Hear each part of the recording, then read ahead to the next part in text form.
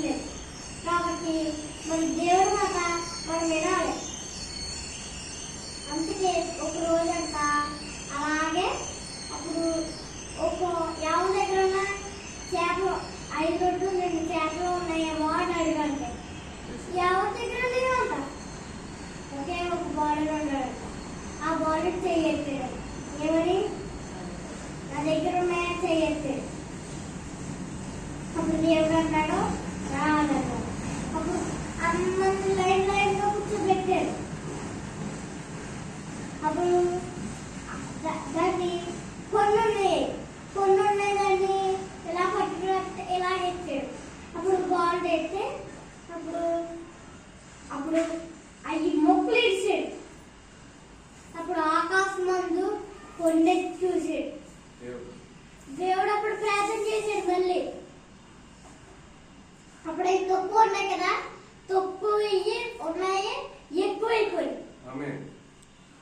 కొడుకుడేళ్ళు నా తిన్నారా దేవుడు బాగున్నారు. అందుకే లోకసభ 5 వచ్చిన చదవండి.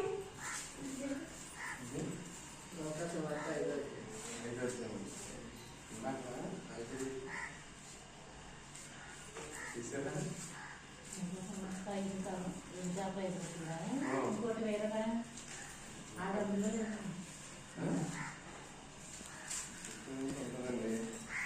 50 మంది చొప్పున పంక్తులు తీరి కూర్చున్నది. అంతటా ఆయన 5 రొట్టెలను 2 చేపలను పట్టుకుని ఆకాశం వైపు కన్నులెత్తి ఆశీర్వదించి మార్కు సువార్త 6:40 ఆశీర్వదించి ఆ రొట్టెలు విరిచి వారికి వడ్డించుటకు తన శిష్యులకు ఇచ్చి ఆ 2 చేపలను అందరికీ పంచిపెట్టెను. వారందరూ తిని తృప్తి పొందిన తర్వాత మిగిలిన చేపలను రొట్టె ముక్కలను 12 గంపలు ఎత్తిరి. ఆ రొట్టెలు తిన్న వారు 5,000 మంది పురుషులు. అప్పుడు అన్ని ఎత్తారంట. కింద కూడా ఎత్తారంటే కొడుకు నిండా తిన్నారు. కొడుకు నిండా ఆకలి తీసుకున్నారు. అప్పుడు మళ్ళీ తిన్నారు. వాక్యం విన్నారు. ఏం లేదు. అలాగే మనం ఏం చేయాలంటే దేవుడి బాల్ దగ్గర నుంచి తోసి వెళ్ళకూడదు. ఎందుకు వెళ్ళకూడదంటే దేవుడి దగ్గర మనం సేనంగా ఉండాలంటే మనం ఎప్పుడన్నా ప్రార్థన చేసుకుంటామా? మనం ఎన్నిసార్లు ప్రార్థన చేసుకుంటాము? 10 నిమిషాలు ఎవరన్నా ప్రార్థన చేసుకుంటారా? చేసుకోకూడదు. 100 నిమిషాలు ప్రార్థన చేసుకున్నావా? చేసి పైకెత్తండి.